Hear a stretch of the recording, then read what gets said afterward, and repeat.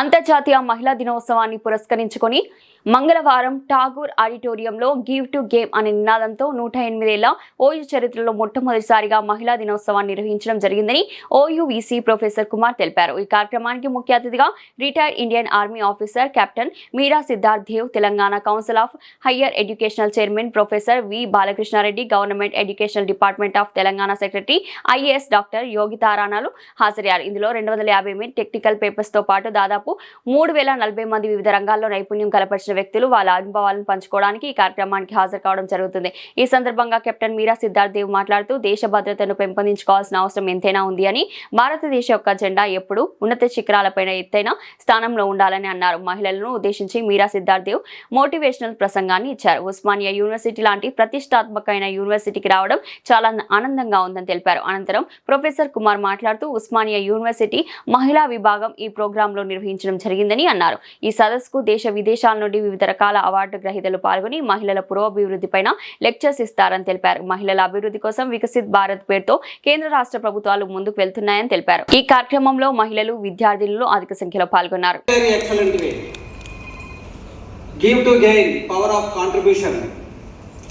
Our theme, give to gain, is Professor Vijit Lata Garu, Principal, University College of Science, Usmania University, and Conference Convener, and Professor Amida B, Organizing Secretary, esteemed members of the print and electronic media, and future architects of this society and country. Sense of history that I welcome you all to the inaugural international conference at Usmania University. For one piece itself, example 24th March 2026 రోజు international women's day conference first time 108 years హిస్టరీలో ఉస్మానియా యూనివర్సిటీలో జరగడం జరిగింది. Give to gain అనే ఒక international థీమ్తోని ఈ యొక్క conference జరపడం జరుగుతుంది. ఇందులో 250 టెక్నికల్ పేపర్స్తో పాటు దాదాపు 30 నుండి 40 ఎక్స్పర్ట్స్ వాళ్ళ వ్యూస్ షేర్ చేసుకోనికి వస్తున్నారు. అందరూ ఉమెనే. దీంట్లో పాల్గొనేదంతా 90% ఉమెనే. అక్రాస్ ద కంట్రీ ఆల్మోస్ట్ ఒక 30 to 40 ఎక్స్పర్ట్స్ వస్తున్నారు. అట్లాగే ఇంటర్నేషనల్ స్పీకర్స్ కూడా ఉన్నారు. రకరకాల థీమ్స్ పైన, అంటే డైవర్సిఫైడ్ టాపిక్స్ పైన ఉమెన్ పురోగతి వాళ్ళ ప్రొఫెషన్లో కావచ్చు, సొసైటీలో కావచ్చు ఎట్లయితే కాంట్రిబ్యూట్ చేశారో అవన్నీ కూడా ఈ కాన్ఫరెన్స్లో వాళ్ళు కీనోట్ రూపం అడ్రస్లో ఫామ్లో వాళ్ళు షేర్ చేసుకొని ఉన్నారు. దీనికి ఇప్పుడే చెప్పినట్టు మీరా గారు ఏదైతే చీఫ్ గెస్ట్గా వచ్చారో, ఒక మిలిటరీ ఆఫీసరు ఒక అకాడమిక్ ఇన్స్టిట్యూషన్కి వచ్చి చాలా ఎక్సలెంట్ ఇన్పుట్స్ ఇచ్చారు, ఎక్సలెంట్ మోటివేషనల్ స్పీచ్ ఇచ్చారు.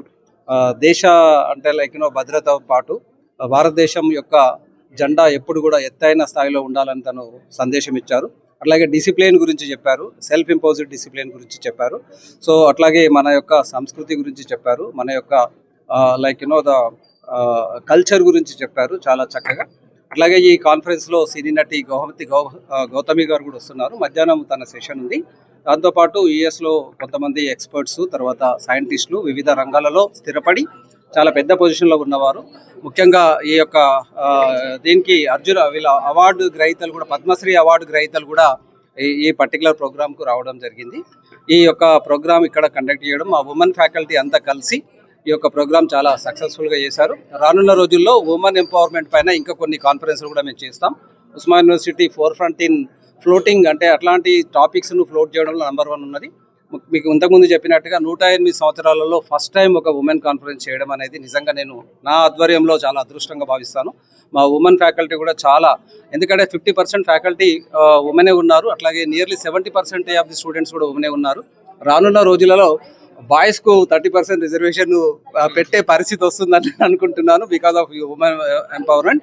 దీనివల్ల ఇండియా ఎకనామికల్గా, తర్వాత సోషల్గా, కల్చరల్గా చాలా ముందుకెళ్తుంది, చాలా బాగుపడుతుంది. అట్లాగే మన తెలంగాణ నంబర్ 1తో పాటు వికసిత్ భారత్ ఏదైతే ఈ సంకల్పం చేశారో, ఇటు ముఖ్యమంత్రి గారు కావచ్చు, అట్లాగే మన ప్రధానమంత్రి గారు కావచ్చు, బై 2047 ఎకనామికల్గా ఇండియా చాలా స్ట్రాంగ్ పొజిషన్కి వెళ్తుంది.